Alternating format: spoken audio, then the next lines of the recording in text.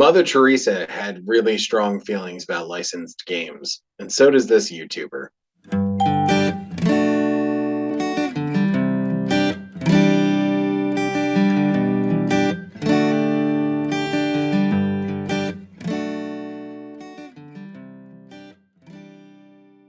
Bog Panda. Hello, everybody. Welcome back to Bog Panda. I am Dr. Mike at Official Pagan on everything, and joining me, as always, after a rare occurrence of the Mike Lie counter in the intro. Don't usually hit. Usually, you build up a head of steam before we have to start incrementing that. But hi, everybody. I'm Kelly at KELLYTHUL on Twitter and Instagram. And on YouTube, I'm part of Bog Panda. We would greatly appreciate it if you consider checking the channel out, subscribing, turning on that notification bell to let you know when we put new stuff out. We're doing about 2 videos a week most of the time. And leave us a comment and like a video or two. Take a peek at our merchandise. Something about take a peek at our merchandise. Oh, that's a shirt. Mother Teresa. We can't mention Mother Teresa on a t-shirt, though, because they won't let that pass. Picture of Mother Teresa. Take a look at the merchandise. Take a peek at the merch.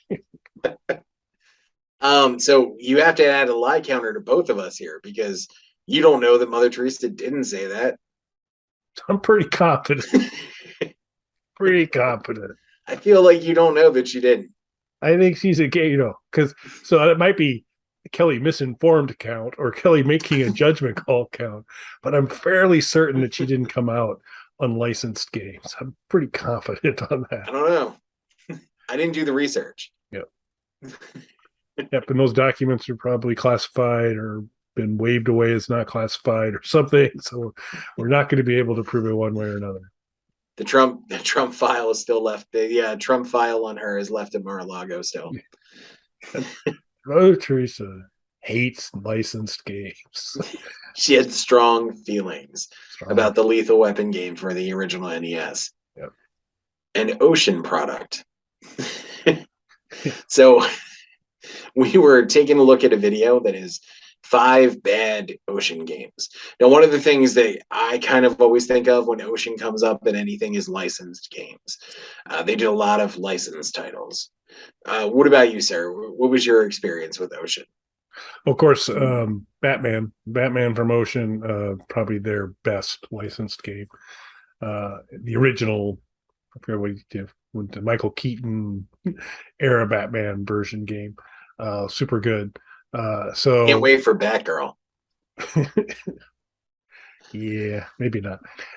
The license, and we've talked about this on previous shows, licensed games a lot of times are pushed out in a hurry because they're just trying to ride the wave of whatever it is, and they don't really put a lot of thought into the gameplay beyond the fact that they've got the characters licensed. So a lot of times licensed titles are pretty weak sauce.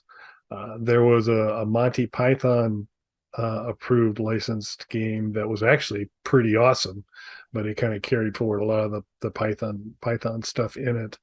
And then of course Batman, like I said, is one of my favorites from that. But there aren't many licensed games that I am a fan of. There are a couple I'll bring up here. I thought so. This, by the way, this was on a video on Aaron Plays, is the YouTube channel. We'll include a link in the description.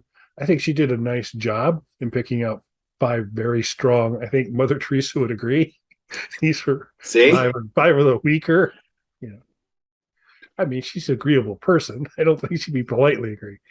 But she picked out a pretty solid 5. I've got a couple others I'd offer up. They also both happen to be licensed games as well. But I thought it was pretty interesting. Where do you kind of land on the whole licensed games and Ocean stuff that you might have liked or not liked?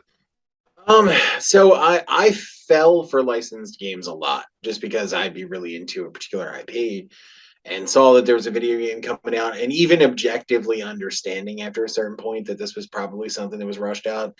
You never know when you're going to come across something that's great. and is a a fun tie-in to this IP that you like, and you get to play as these characters that you love, because there are great licensed titles out there. So you have to roll the dice back in the day sometimes. So I rolled those dice quite a few times, and a few of the times with Ocean Games. And the Ocean Games to me were always kind of hit and miss. But I wouldn't say they were a bad studio or I had an overall bad experience with them. Like Lethal Weapon for the original NES. That's one that always pops into my mind. That is a game that was pretty widely maligned at the time. My main thinking when it came out was, why is this out? And who is this game for? Because it came out at a weird time. Like there wasn't like a new Lethal Weapon movie out when that game came out. Like it was just kind of like a random time to release. And it didn't seem like tied to any one movie. And the artwork was like this weird Photoshop montage of stuff from different Lethal Weapon movies. It was just odd. The whole release was odd. The characters look weird in the game, but then objectively, like the game didn't necessarily play bad. So it wasn't a bad game. Just strange. So I don't know. I've rolled the dice on licensed games. I feel like I've got enough gems that I will can probably continue to do so. Yeah.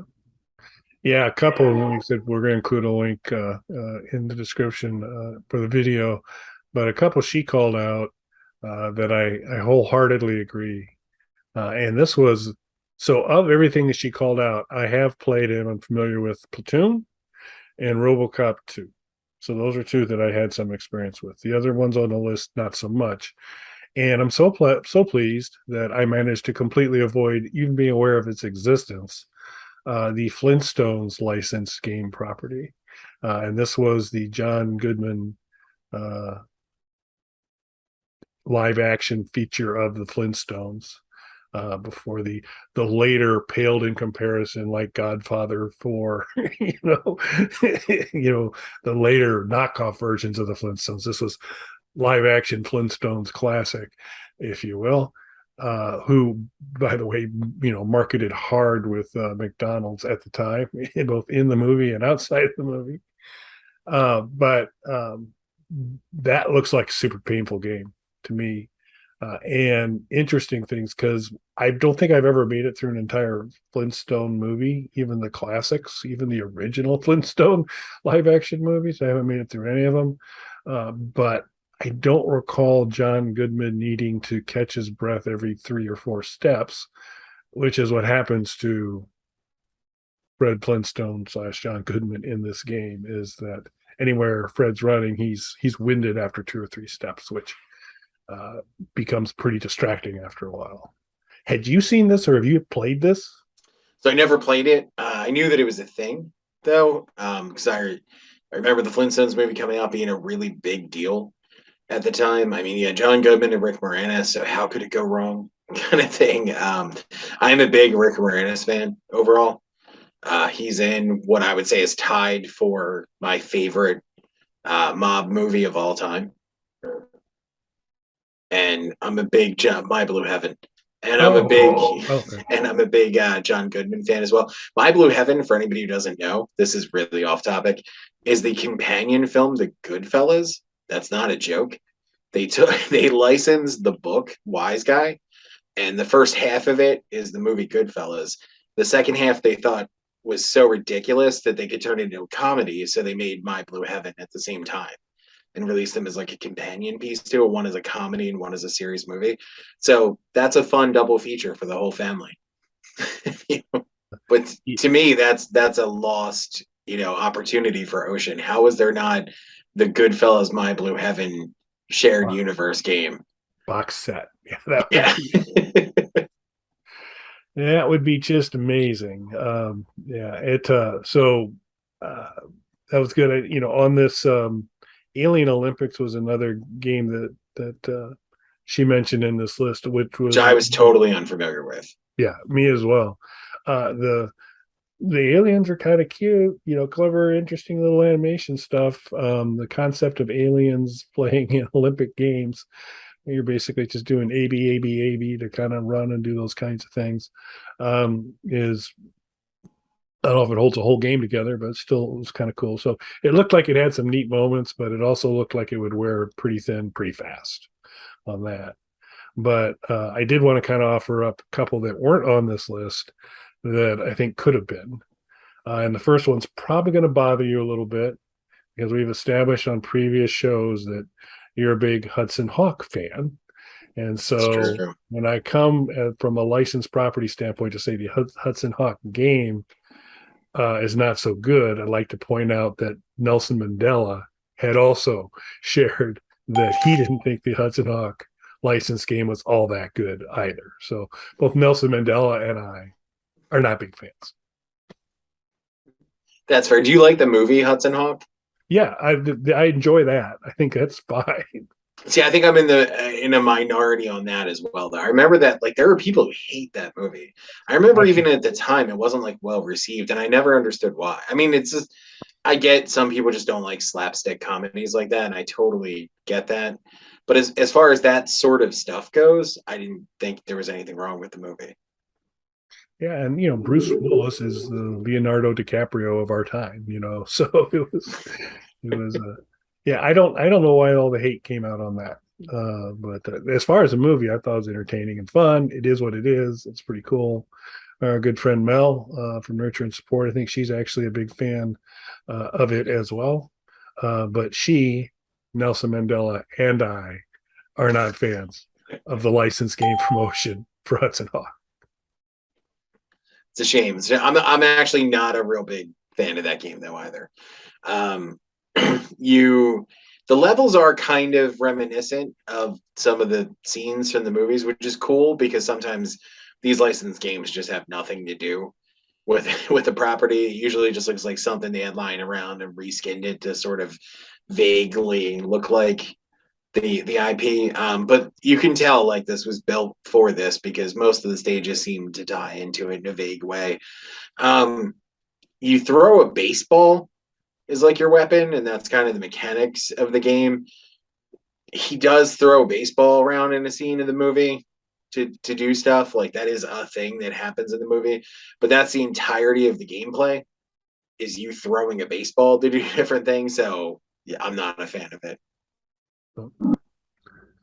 Any other ones you would have liked to have seen included on this list? So I don't know if it counts as bad, but the one that haunted me, and it was an ocean game, I believe, that haunted me for a long time was Darkman. So are you a Darkman guy at all? I am.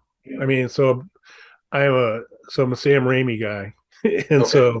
um, so I'm gonna already probably predisposed to like it, but I like Darkman quite a bit. And Yeah, Bruce Campbell was I almost the star of Darkman, but they kind of decided they were gonna go with this other guy, Liam Nielsen. yeah. Whatever happened to him? I don't know. Flash in the pan. Yeah. Ocean made a Darkman game, and I believe it was released on multiple platforms, but I had the NES version of it, and it is just punishing the difficulty of that game. Even playing it now, a couple days ago, I pulled it up on Super Console X and to give it a run through. It is just horrifying the difficulty level of that. It is the cheapest game, like as far as the enemies and things.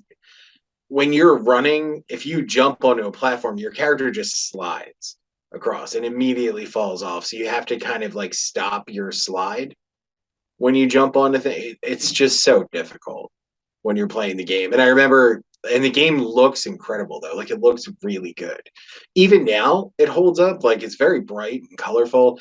The characters and backgrounds are big and detailed in a way that NES games just really weren't at that time. Like you can clearly make out the Darkman character, the settings from the movie. It also really ties into the movie in a way that it, like we said, doesn't most of the time. There are cutscenes that explain the basic storyline of the movie.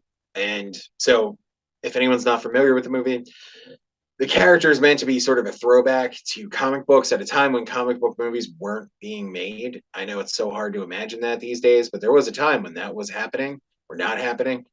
Um, So he has sort of like this built-in weakness if he wears this synthetic skin because his skin was burned off in an accident. And he can only be in the sun for so long because it breaks down the synthetic skin and will give away his burned appearance. So that plays into the game where you can only be outside for so long and things like that. So there's like this built-in timer to it. It's actually a really cool game mechanic. And it's a good, well thought out game and a pretty good representation of the movie, but just so unforgivingly difficult. So I wouldn't say it's a bad game, but I could see most people rage quitting within minutes of playing it. Yeah, I love the sound of some of the game mechanic though. That does sound really good. I'm not another one I'm not familiar with, having played, but bet you it's on my Super Console X. So Probably is. And like I said, I'm sure it was for other platforms too. That was just the one that I had. So that's what I had played it on. I played that. I kept coming back to it because I was just determined because the game looked great and for what it was for an NES game at that time. And I loved the movie and I loved that it was like I said, I was already kind of aware a lot of these were just slapped together cash-ins. So the fact that this actually seemed to tie into the movie and have a cool mechanic to it and stuff like that, I was all in on this. Just the difficulty was so difficult. But I did keep coming back to it and I got pretty far into it after a while on my original run. I don't know if I'm going to do that again now, but I was playing it the other day and I was like ready to rage quit after a few minutes. So I think it's a game that's probably on a lot of people's worst of list for these sorts of things because they probably didn't get very far into it. And I totally understand that.